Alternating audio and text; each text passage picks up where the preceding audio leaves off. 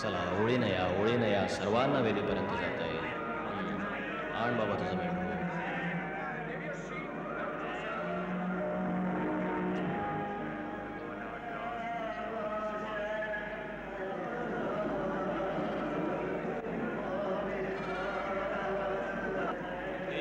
देवा तू एकमेव आहेस. हाच देव आहे, आपला मालक, चालक, आपल्या पूर्वजांचा देव.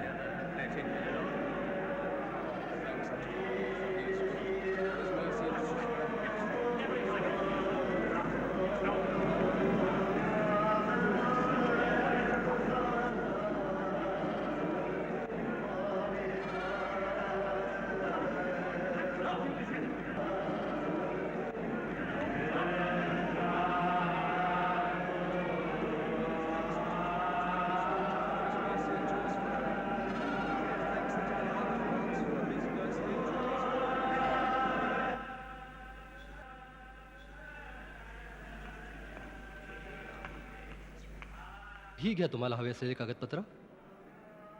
धन्यवाद.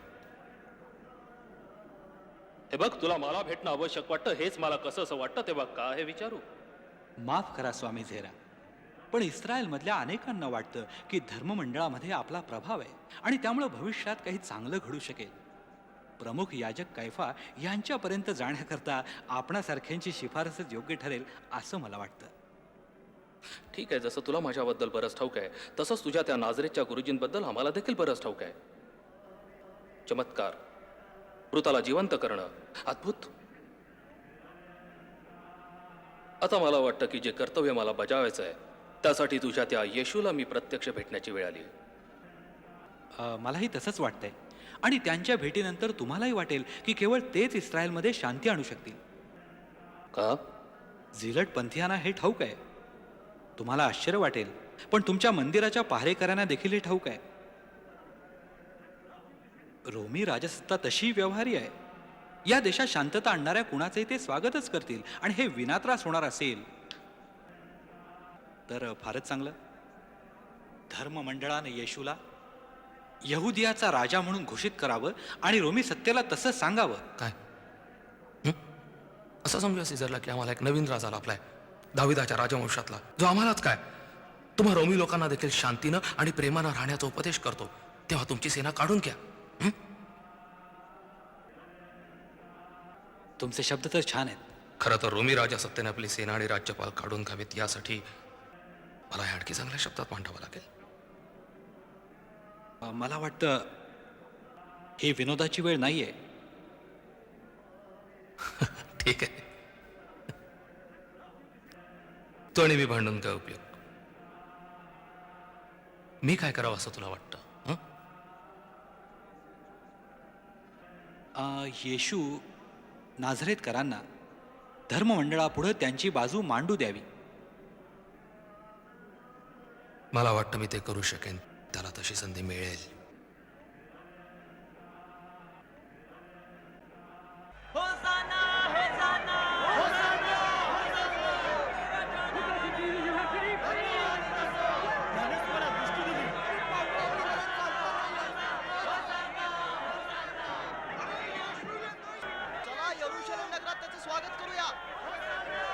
त्यांनीच मेलेल्या लाजरसला पुन्हा जिवंत केलं.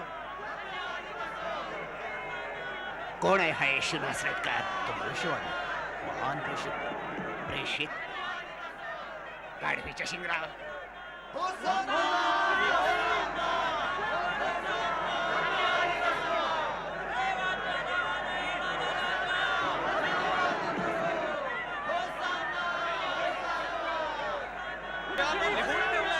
यरूशलेमे सियोनेच्या कन्ये, पहा तुझा राजा तुझ्याकडे येईल. तो नम्र व सौम्य असेल. दाविदाच्या पुत्रा, तू इस्रायलची एकमेव आशा आहे.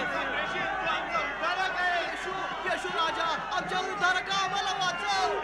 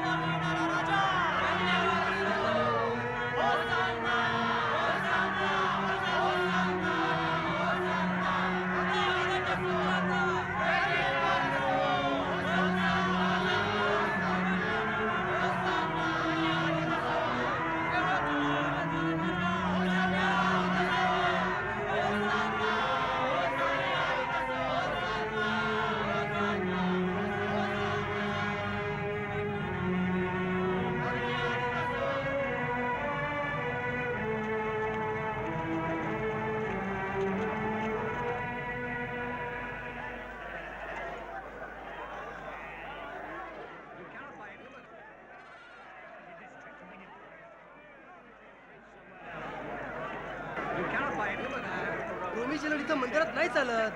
ते पितळी शेकल घेतात. तुला ठाऊक आहे का? हे सुस्त आहे. तुला हे जर आवडलं नसेल तर दुसरा मागतो तुला.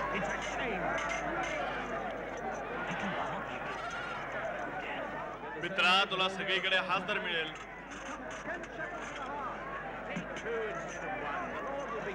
मेंढरं घ्या रे मेंढरं घ्या.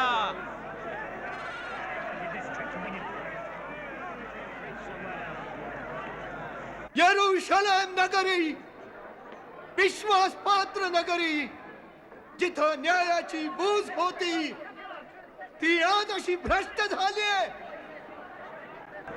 औरा त्याला. हे तुम्हाला ठाऊक नाही. हे तुम्ही ऐकलेलं नाही. मग काय केलं आजवर तुम्ही? ह्या अशा असंख्य अर्पणांचा आता काय उपयोग? अशी निरर्थ अर्पणे आता आणू नका.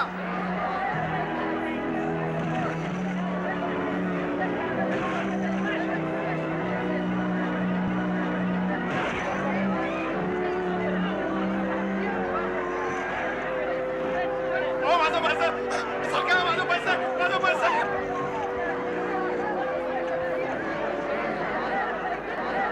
हे प्रार्थना मंदिर आहे हा खोटारडा आहे. आणि तुम्ही ते लुटारूंची गुहा बनवलं.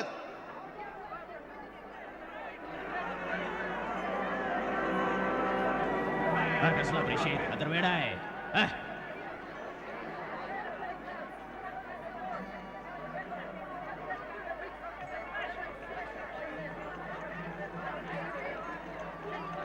थांबा.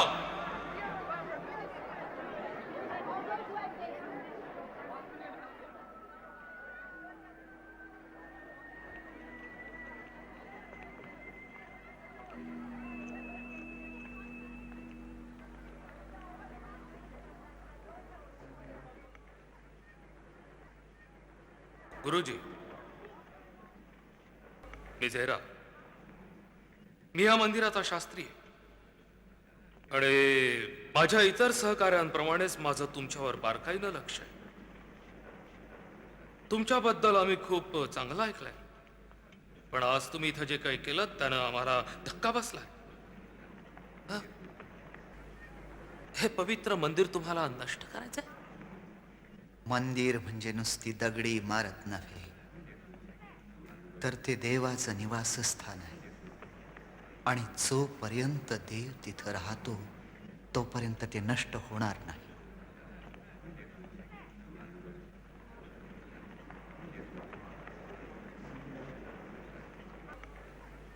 हे मंदिर मोडा आणि 3 दिवसात मी ते पुन्हा उभं करीन.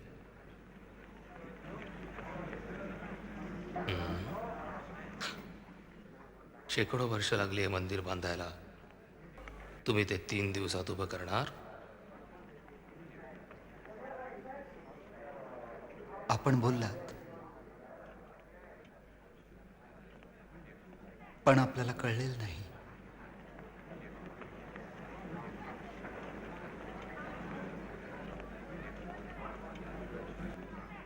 गुरुजी, आपण समजता त्यापेक्षा अधिक मला कळत आहे.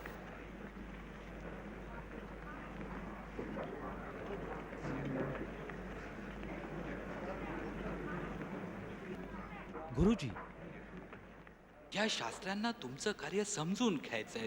तुमच्याशी त्यांना मित्रत्वानं वागायचंय. त्यांना नवमीत का करता? धर्मसभेतल्या उदारमतवाद्यांपैकी ते एक आहे. तुझं अंतःकरण उघड योद्धा, हृदय नव्हे.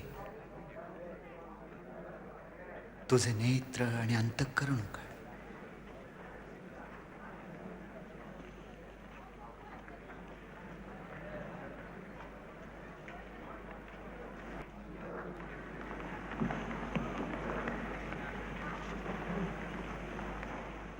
महोदय झेरा, महोदय झेरा. यहुदा, तुझं म्हणणं बरोबर आहे. तुझ्या गुरुजींना राजनीतीचं ज्ञान अत्यल्प आहे, पण ते असामान्य आहे. आणि त्यांच्या कार्याकडे आम्ही बारकाईनं लक्ष देऊ. हं?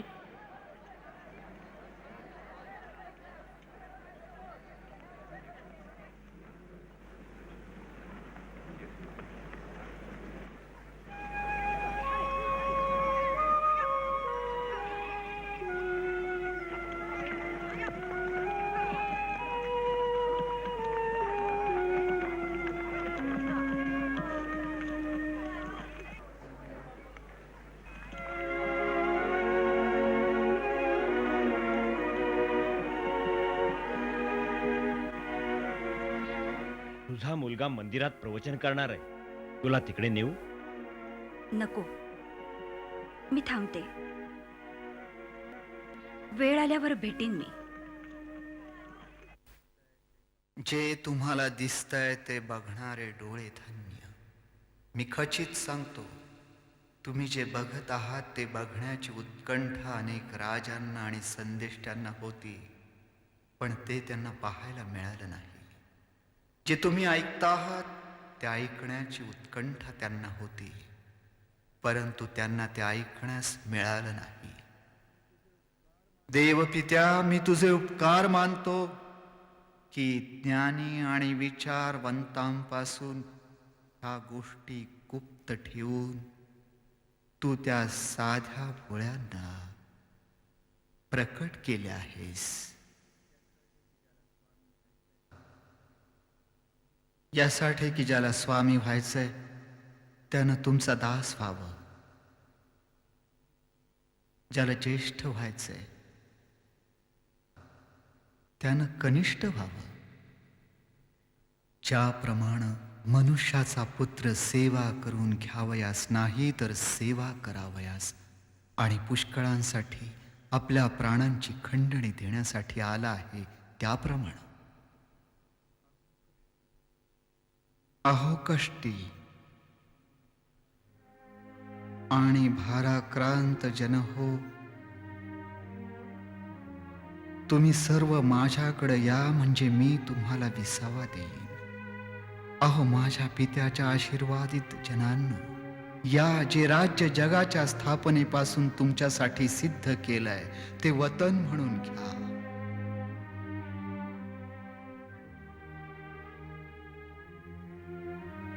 कारण मी भुकेला होतो तेव्हा तुम्ही मला खाण्यास दिलं, तहानेला होतो तेव्हा मला प्यायला पाणी दिलं, परका होतो तेव्हा मला घरात घेतलं.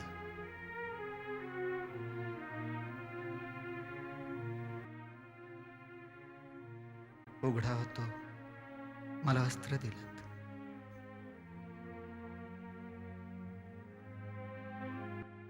बंदिशाळेत होतो, मला भेटायला आलात. आजारी होतो, माझ्या समाचाराला आलात. तुम्ही विचाराल, आम्ही हे सर्व तुझ्यासाठी केव्हा केलं?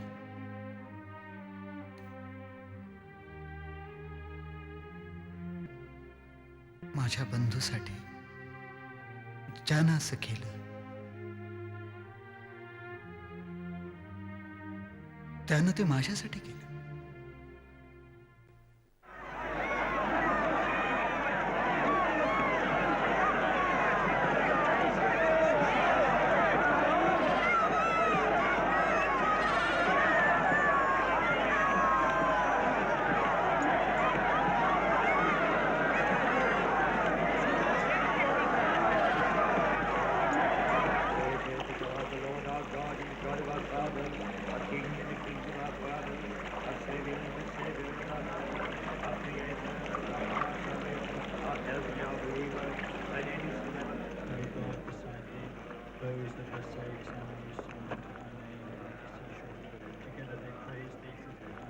तो तिथं आहे.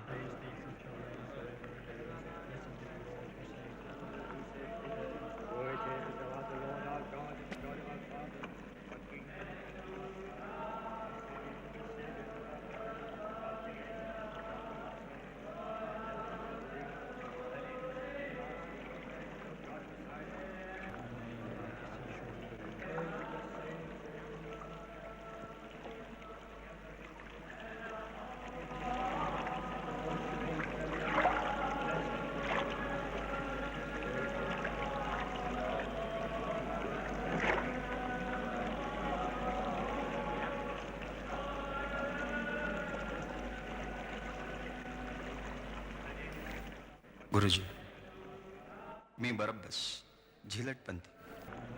आमोसचा खून झाला त्याआधी त्याने आम्हाला निरोप पाठवला की आम्ही तुमच्यावर विश्वास ठेवावा. आमचे बांधव तयार आहेत, काही जण तर मंदिरात रक्षक आहेत. रोमी लोकांविरुद्ध सूड उगवायचा दिवस आता येऊन ठेपलाय. दिवसागणिक त्यांची पकड घट्ट होती आणि लोकांना दडपणाची सवय झाली. परंतु आपल्यासारखे नेते लाभले आणि आपल्या मागे आमच्या तलवारीचं पाठबळ उभं राहिलं तर ते उठाव करतील. काही याजक आणि परुषी म्हणतात सीझरच्या आज्ञा पाळा. ते यहुद्यांना लागू होत नाही. आम्ही काय करायचं ते सांगा. तुम्ही सांगाल तसं आम्ही वागू.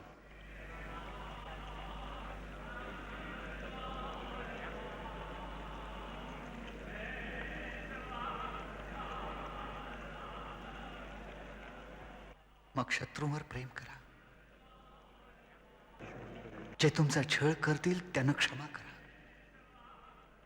क्षमेचा दिवस जवळ येऊन ठेपलाय. हेरोदाला क्षमा, रोमी लोकांना क्षमा, सर्वांना क्षमा करा. पण रोमी लोकांनी शेकडो निरपराध लोकांची कत्तल केली आहे. तरुणांची, वृद्धांची दया माया न दाखवता या असल्या अपराधाची क्षमा करायची गुरुजी? तलवारीला तलवारीनंच उत्तर द्यायला. जे तरवार चालवतील ते तरवारीनच नाश पावतील. पण इस्रायल मधल्या आकांताचा शेवट करायलाच हवा. बरोबर. तुला सत्य दिसत नाही. हिंसाचारानं नव यरुशलेम उभं राहणार नाही. जसा सागर पाण्यानं भरतो त्याप्रमाणे देवाच्या ज्ञानानं हा प्रदेश भरून जाईल. सिंह कोकराजवळ बस. इथून पुढे हिंसाचार नसेल. आकांत हे ऐकू येणार नाही. पण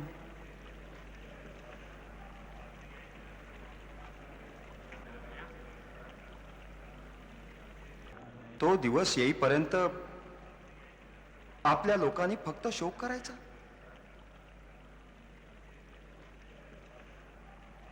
बराबस. तुला माझ्या मागे यायचंय. मी जगाच्या पापाचं ओझं खांद्यावर घ्यायला आलो. माझ्या मागे येणाऱ्याला हेच करावं लागेल.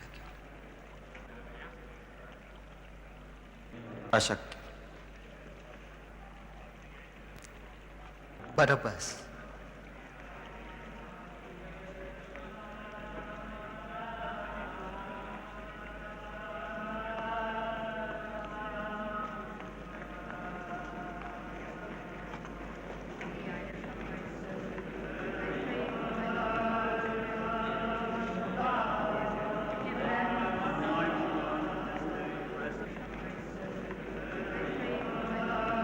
देवा आमच्या कृपा कर. आमच्या राष्ट्रात पाठवा. आमची विनंती आहे.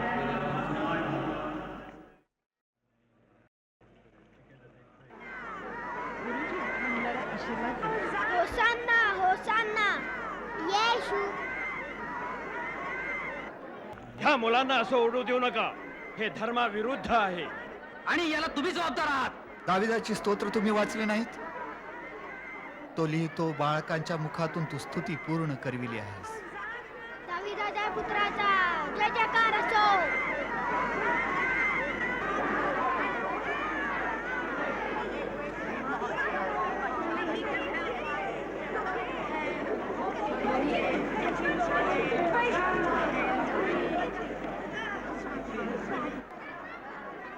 कोणत्या अधिकारानं तुम्ही हे करता? याचं उत्तर देण्याआधी मी एक प्रश्न विचारतो. लोकांना बाप्तिस्मा देण्याचा अधिकार योहानाला कुठून मिळाला? स्वर्गातून का मनुष्याकडून? आम्हाला ठाऊक नाही. नाही सांगू शकत आम्ही.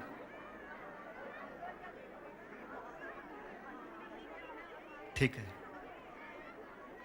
नका सांगू. मीही मग सांगत नाही कोणत्या अधिकारानं मी करतो ते.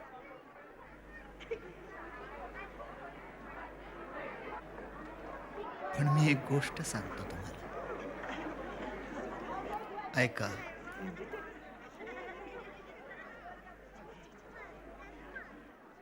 एक माणूस होता, त्याला 2 मुलगे होते. एके दिवशी तो पहिल्या मुलाला म्हणाला, जा आणि द्राक्ष मळ्यात काम कर. आणि त्यानं नकार दिला. परंतु नंतर त्याला उपरती झाल्या आणि तो गेला. त्यानं आपल्या दुसऱ्या मुलाला देखील तेच सांगितलं. तो म्हणाला नक्की जातो. पण तो गेला नाही. सांग, वडिलांच्या इच्छेप्रमाणे कोण वागला? पेला.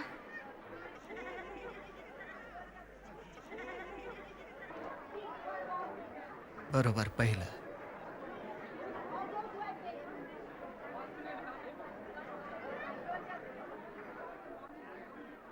आणि ह्या कथेचा अर्थ काय? अशी काही माणसं ज्यांना वाटतं ते देवाला होकार देतात म्हणून नीतिमान आहेत, पण ते देवाची इच्छा डावलतात.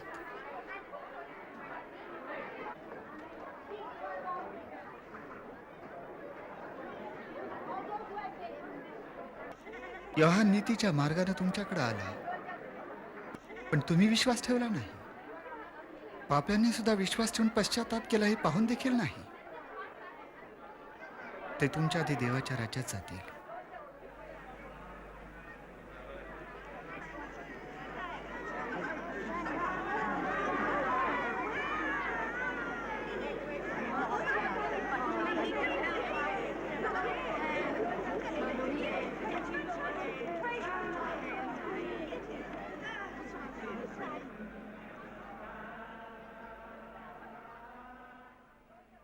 तुमच्या शत्रूवर प्रेम करा.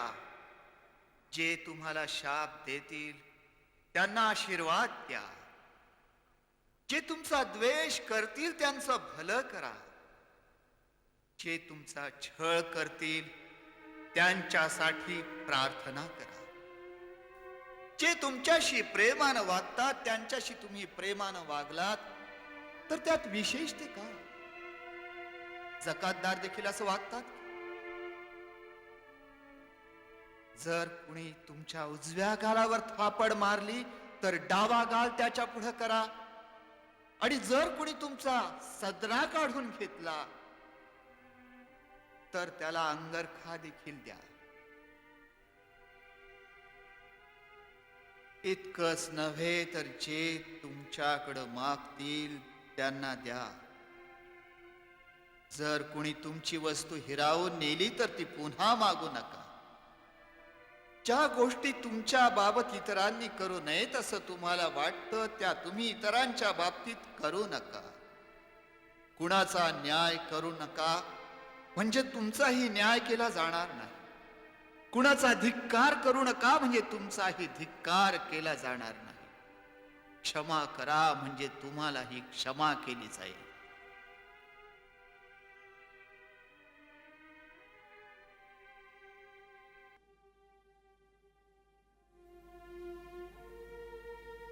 परिपूर्ण बना. तुमच्या स्वर्गीय पित्याप्रमाणे परिपूर्ण. हे कृपादान मागा आणि ते तुम्हाला दिलं जाईल. शोधा म्हणजे सापडेल. ठोठवा म्हणजे तुमच्यासाठी दार उघडलं जाईल. मुलाचं मागणं पिता नाकारतो का? जर तुमच्यासारखे सामान्य आपल्या मुलांना मागतील ते देतात तर तुमचा स्वर्गातील पिता तुम्ही जे मागाल त्याच्या कितीतरी पटाधिक तुम्हाला देणार नाही काय?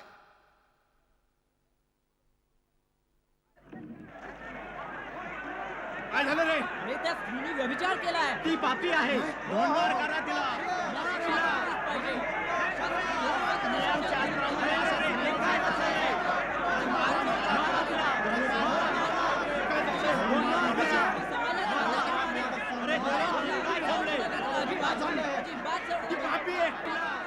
ते बिचारीनी आहे. नियमशास्त्राप्रमाणे तिला शिक्षा झालीच पाहिजे. येशू गुरुजींकडे न्या तिला. नेऊया याला येशू गुरुजींच्याकडे. चला चला चला गुरुजींकडे. ढोलमार करा तिला. नियमशास्त्र हे सांगतं. ढोलमार करा.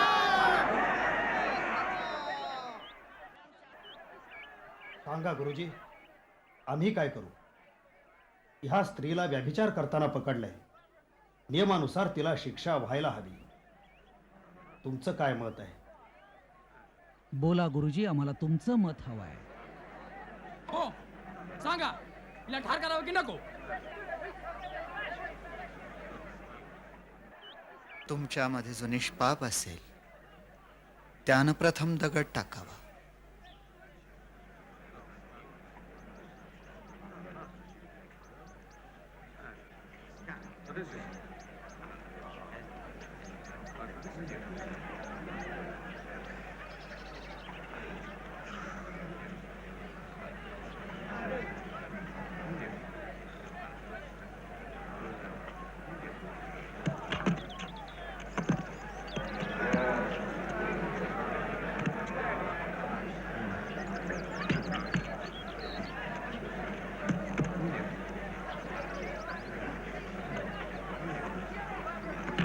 चला चला.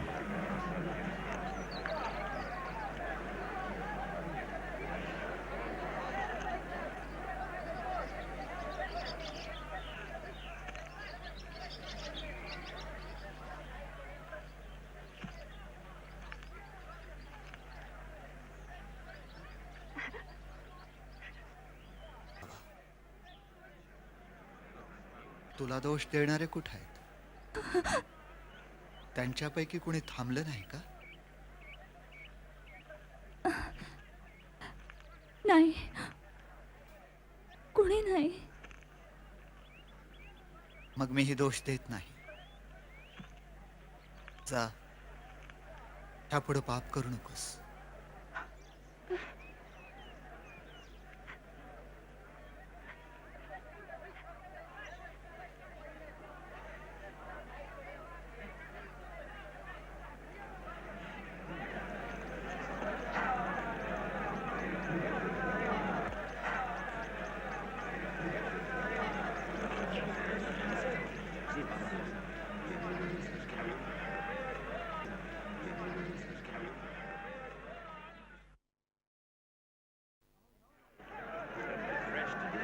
अहो घ्या हो बाई, स्वस्त आहे. नको नको, हे नको. शताधिपती आणि इकडं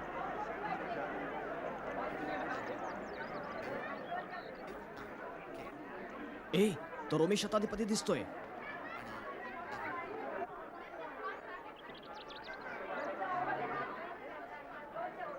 क्षमा करा, मी मध्येच बोलतोय गुरुजी, पण तुम्ही माझ्यावर कृपा करा. माझा एक नोकर आहे, खूप दिवसांपासूनचा आहे. चांगला आहे आणि प्रेमळ आहे. नोकरापेक्षाही मुलासारखाच आहे. तो अत्यवस्थ आहे, मरायला टेकलाय. गुरुजी, तुम्हाला कसं सांगू की मी तुमच्या घरी येऊ का? ठीक आहे, मी येतो तुमच्या बरोबर. नको नको, आपण माझ्या घरी यावं इतकी माझी योग्यता नाहीये. आपण शब्द मात्र बोला, माझा चाकर बरा होईल. कारण मीही कुणाचा ताबेदार आहे. परंतु माझ्या हाताखाली शेकडो शिपाई आहेत आणि त्यापैकी जर कुणाला मी अमुक कर म्हटलं तर तो ते करतो. दुसऱ्याला जा म्हटलं तर तो जातो. काही बघावं लागत नाही. तेव्हा तुम्ही शब्द बोललात तरी पुरेस आहे. तो तिकडे बरा होईल. ह्यांचं बोलणं तुम्ही ऐकलत ना? मी तुम्हाला खचित सांगतो, एवढा विश्वास मला इस्रायलात आढळला नाही.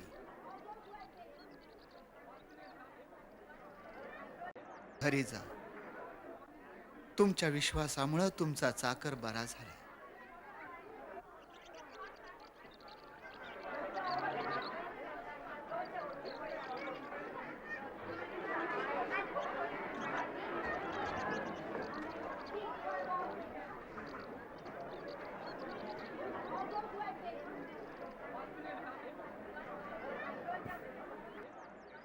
म्हणजे तो रोमी लोकांचा मित्र आहे. तर तुमचा क्रम बदललेला दिसतोय.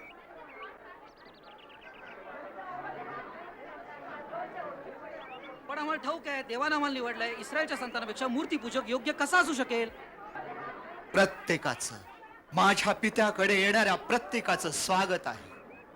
श्रीमंत, गरीब, मालक, चाकर, अब्राहमाच्या संतानाचं देखील. शताधिपती, अहो शताधिपती, अहो काय सांगू, तुमचा नोकर बरा झालाय. महोदय, चमत्कार झाला. खरंच, अहो चला.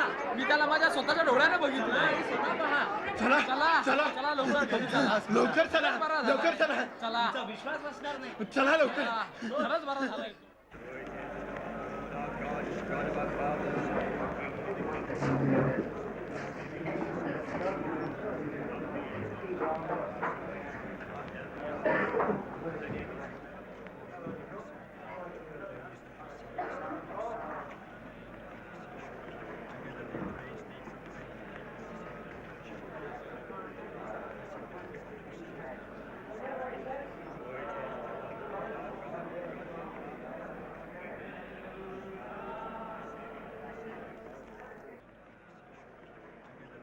मध्यस्थी नको, यावेळी तरी नको.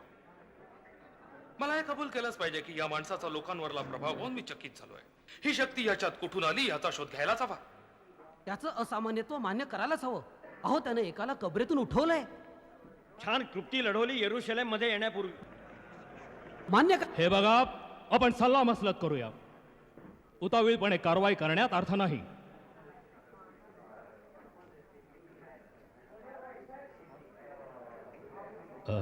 एलिफस, मंदिराच्या रक्षक प्रमुखाला मुख्य याजकांसमोर हजर राहायला सांगा. लगेच. त्या गरीब आंधळ्याला मदत करा. त्या देव तुम्हाला बरकत देईल. देव तुम्हाला सुखी ठेवेल. द्या करा मदत आंधळ्याला. देव सुखी ठेवेल देव तुम्हाला.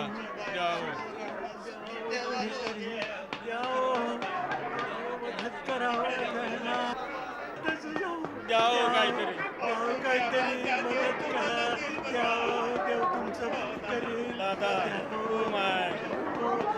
तसं नका जाऊ. तसं मदत करेल देव तुम्हाला. द्यावं.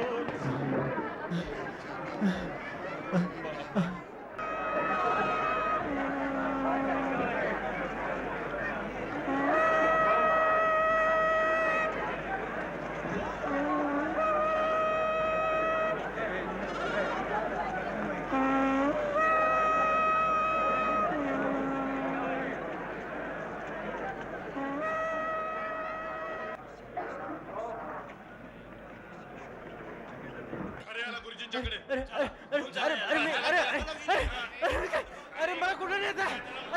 अरे काय केलं नाही? अरे काय? अरे मला कुठे नेत आहे? अरे आंधळ्याला असं नका करू रे. अरे नका रे करू असं. अरे असं करू. त्याला कोणी काय दिलं?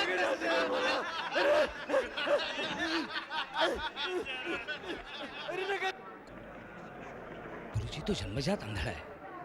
त्यानं अशा जीवनाचा स्वीकार केलाय, मग ते कशाला बदलायचं?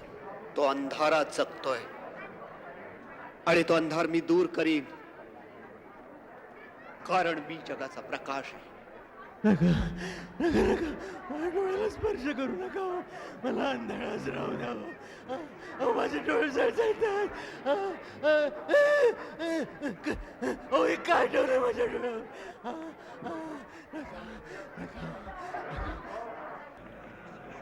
जा डोळे धुवा त्याचे. अरे असं नका करू. अरे नका, मला अंधारात राहू द्या. अरे नका रे. अरे मी चांगले राहू द्या मला. आयुष्यात कधी पाण्याला स्पर्शच केलेला नाहीये.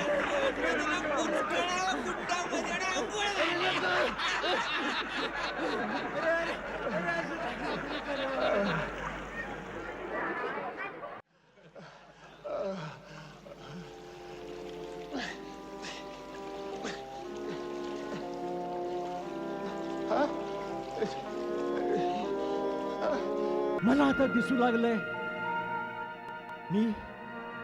मी आता अंधारा नाही राहिलो. मी तुम्हाला पाहू शकतो, तुम्हालाही पाहू शकतो.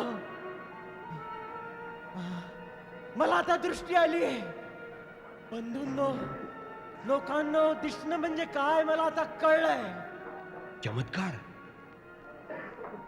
मी अंधळा नाहीये, मी सारं बघू शकतो. खरंच मला बघण्याचा अर्थ कळलाय. बघू शकतो म्हणजे?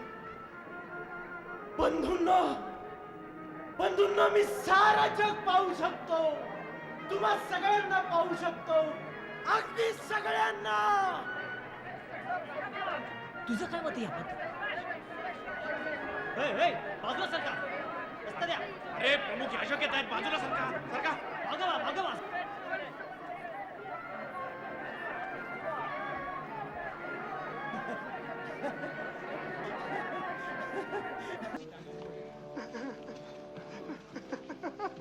तुला काय सांगायचंय ज्यानं तुला डोळस केलं त्याच्याबद्दल? तो प्रेषित आहे, शंकाच नाही. तुला तुझी दृष्टी देवानं परत दिली आहे, यानं नाही. हा पापी आहे. ते मला माहित नाही. तो पापी आहे किंवा नाही हे मला माहित नाही. मला एवढंच माहिती आहे की मी आंधळा होतो. याआधी मी आंधळा होतो, पण आता मी पाहू शकतो. मला या भल्या माणसाचे आभार मानायलाच हवेत. त्याचे उपकार आहेत माझ्यावर. कुठं आहे तो?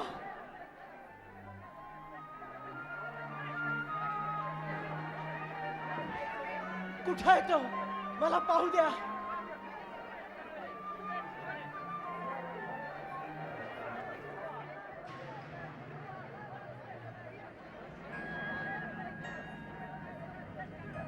गुरुजी, मला दिसू लागले. मी पाहू शकतो. होय.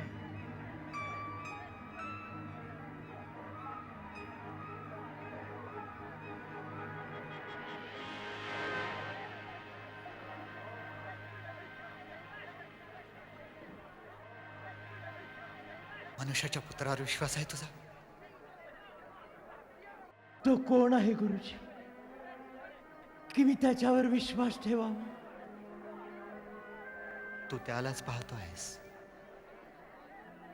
तोच तुझ्याशी बोलत आहे.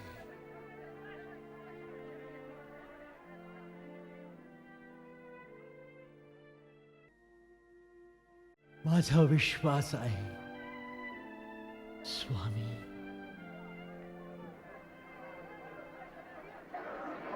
ए रस्ता सोडा रे, सोडा तिकडे रस्ता. प्रमुख याजक आलेले आहेत. बाजूला रस्त्यातून प्रमुख याजक आलेले आहेत. प्रत्येक आलेले आहेत. कधीच आंधळा नव्हता. बरोबर. मंदिरातल्या आम्हाला सगळ्यांना ठाऊक आहे. पोट भरण्यासाठी हा आंधळ्याचा सोंग करतोय. त्यांच्या बरोबर आहे, खोटारडा आहे तो. खूप दिवसापासून ओळखतो मी त्याला. कधीच आंधळा नव्हता. आणि तुझं काय म्हणणं आहे की तू आंधळांना दृष्टी देतोस? जे बघू शकत नाहीत त्यांना दृष्टी देण्यासाठी मी या जगात आलो.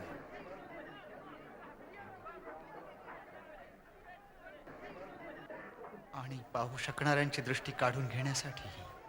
तुला काय म्हणायचंय? आम्ही नीतिमान आहोत का आंधळे? जर तुम्ही आंधळे असता तर तुम्ही निष्पाप असता. पण आता तुम्ही म्हणता आम्ही बघतो. तुम्ही पापी ठरता. हा सैतानाच्या द्वारे असली कृत्य करतोय. तो खोटारडा आहे, भ्रमिष्ट, पाखंडी आहे. अरे शास्त्रांनो आणि परुषांनो, ठोंगे आहात तुम्ही. कारण सामान्यांना स्वर्गाची दार बंद करता तुम्ही. तुम्ही स्वतःही आत जात नाही आणि दुसऱ्यांनाही आत जाऊ देत नाही. आंध वाटाड्यांनो, चिलटाला गळून टाकता पण उंट मात्र गिळता. नियमशास्त्राच्या अक्षरांपुढे झुकता पण नियमांचा मात्र भंग करता. दया, विश्वास ह्या गोष्टी तर तुम्ही बाजूला टाकलेल्या आहेत. तुम्ही बाहेरून चुरा लावलेल्या खबरांसारख्या आहात. वरून स्वच्छ सुंदर पण आतून हडांनी आणि घाणीच्या भ्रष्टाचारानं भरलेल्या हे चिरे तुम्ही पाहत आहात ना. हे सर्व ढासळतील चिऱ्यावर रचलेला एकही चिरा राहणार नाही. हे विनाशाचं घर आहे, पाली आणि कोळिष्टकांनी भरलेलं. सापांनो, सापाच्या पिल्लांनो, कसे वाचणार आहात या शापातून तुम्ही?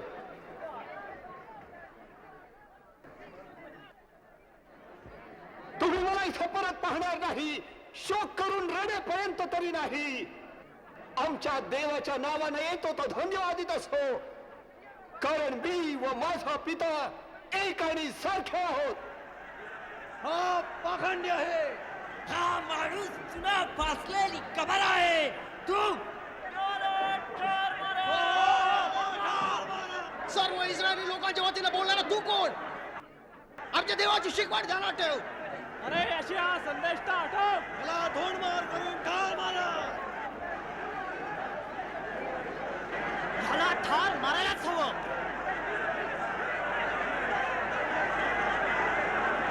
काय प्रकार चाललाय? मी तिकडे जाऊन बघतो, तू इकडे लक्ष ठेव. ठीक आहे.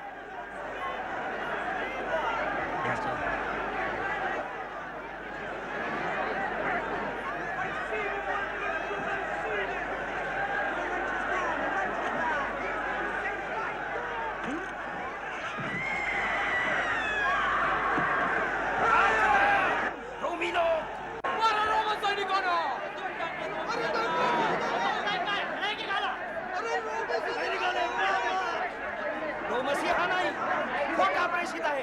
मारा त्याला, हाणा त्याला, ठोर मार करा. रोमी लोकांचा दोस्त आहे, विश्वासघातकी, लबाड, फसव्या. मारा त्याला, ठोर मार करा. मारा त्याला, मारा.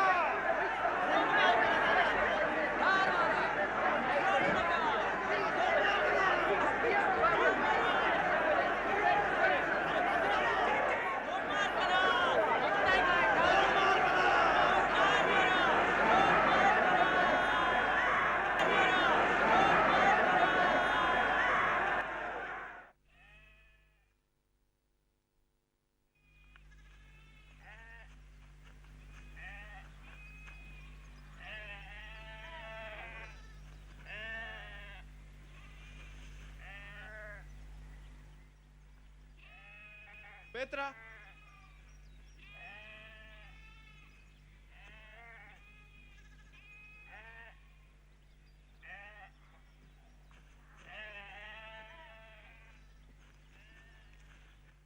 हे बघा, मी तुम्हाला मदत करायला आलोय. महोदय निकोदेमस. होय, मी तुम्हाला भलं सांगायलाच हवं. तुम्हाला धोका आहे. सार्वजनिक ठिकाणांपासून दूर राहायला सांगा तुमच्या गुरुजींना. तुम्हाला देवानच धाडला असावं महोदय निकोदेमस. हे तुम्हीच गुरुजींशी बोला, इतरांपेक्षा ते तुमचंच ऐकतील. या या महोदय.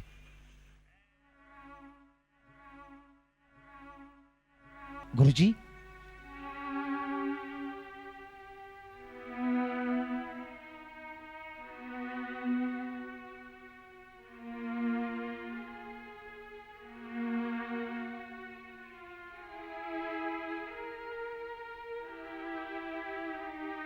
गुरुजी,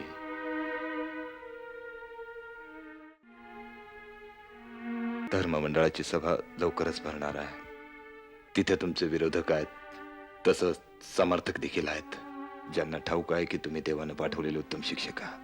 कारण जे चमत्कार तुम्ही केले, ज्या प्रकारे तुम्ही बोलता, तसं देवाच्या प्रेषिताशिवाय शक्य नाही.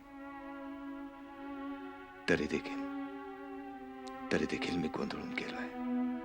माझ्या मनाला यातना होत आहेत. मला मदत करा, सत्य काय आहे ते जाणून घेण्यासाठी. नव्यानं जन्मल्याशिवाय निकोदेमस देवाचं राज्य मिळणार नाही. नवा जन्म?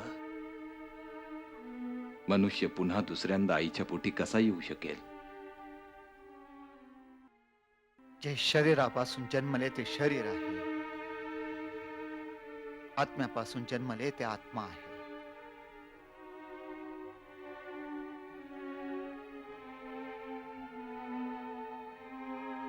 नव्यानं जन्मलं पाहिजे सांगितलं म्हणून आश्चर्य वाटत येऊ नका.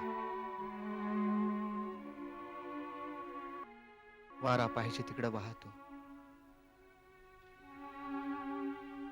तुम्ही केवळ आवाज ऐकता. तो कुठून येतो, कुठं जातो हे तुम्हाला कळत नाही. आत्म्यापासून जन्मलेल्याचं असंच आहे.